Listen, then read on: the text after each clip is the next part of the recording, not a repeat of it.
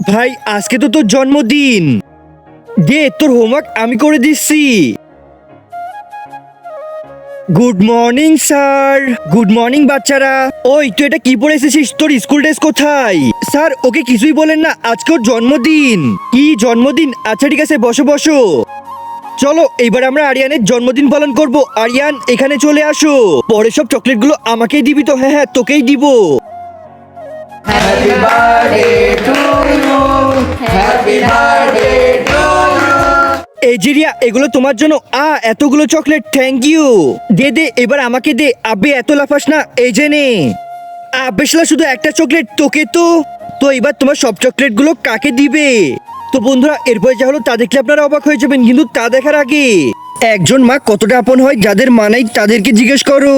তাই আজকে যারা মাকে ভালোবাসো তারা একটি লাইক আর একটি সাবস্ক্রাইব করে দাও, আর যদি না ভালোবাসো তাহলে এই ভিডিওটা থেকে দূরে থাকো। আমার সব চকলেট আমি রিয়াকে দিব।